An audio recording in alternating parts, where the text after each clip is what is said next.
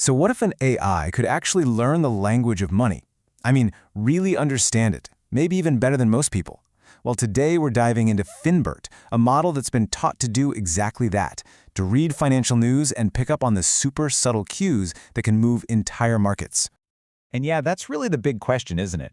It's one thing for a machine to just, process words, but can it actually understand the context?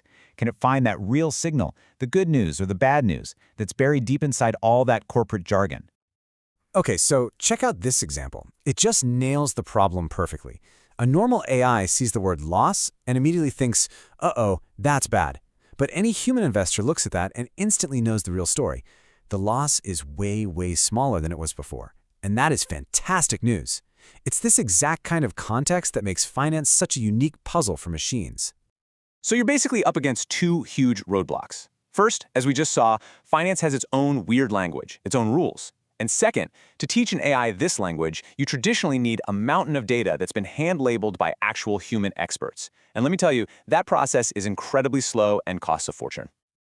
So, how do you get around this? Well, the solution is this really cool idea called transfer learning. And the concept is just brilliant. Instead of teaching an AI from scratch, you take what it already knows and build on it. Think of it this way. First, the AI gets a solid general education by reading, like, the entire internet. Then, you send it to a specialized finance school to become an expert. It's a total game changer, because it means you don't have to start from square one every single time. And the generalist model they start with, it's a total powerhouse. An AI from Google called BERT. It's already done its homework. It's already got its general education by reading just an incredible amount of text. That makes it one of the smartest language models on the planet, and the perfect foundation for building a specialist. So here's the game plan. This is how they built FinBERT. Step 1. The general education, where the basic BERT model learns the ABCs of English. Step 2. Finance school, where that really smart general model gets a deep dive into hundreds of thousands of financial articles to learn all the lingo. And finally, step 3 is the final exam. This new, specialized model, now we call it FinBERT, gets fine-tuned on a very small, very specific task, like figuring out the sentiment of a sentence. Okay, so that's the setup, that's the theory.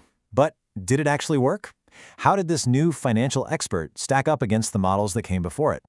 Well, the results are kind of staggering. Just look at this table. It's comparing FinBERT to other models on sentences where all the human experts agreed on the meaning. An older method, LSTM, gets about 81% accuracy. A more modern one, ULM-FIT, does way better at 93%.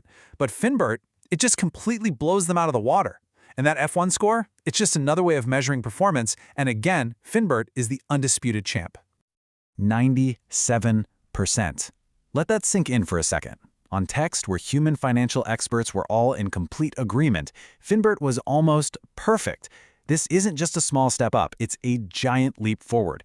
We're talking about AI getting incredibly close to human-level understanding in this field. And if you thought that was impressive, check this out. This is where it solves that second huge problem we talked about, the need for tons of data. FinBERT isn't just more accurate, it is crazy efficient. An older model needed more than 3,000 examples just to squeak by with 70% accuracy. FinBERT, on the other hand, gets to 80% with only 250 examples. That's a tiny, tiny fraction of the data. It's doing so much more with so much less. You know, the lead researcher on the paper, Dogu Arachi, he put it perfectly. He said that the old idea that these advanced AI techniques are just too data hungry is, and I'm quoting him here, apparently no longer the case. This approach is basically making super powerful, specialized AI accessible to way more people. So why is this such a big deal? What's the big takeaway? Well, it's because this whole method isn't just about finance. You can use the exact same general ed then specialized school approach to create expert AI for pretty much any field with its own language. Think about law or medicine or really complex science. It proves you don't always need a gigantic, custom-built dataset to get world-class results. And that really leaves us with this one big, exciting question. We've just watched an AI master the incredibly complicated, nuanced language of finance. So the real question isn't just what's next for AI, it's what's the next specialized field that's about to be completely transformed by an AI that speaks its language.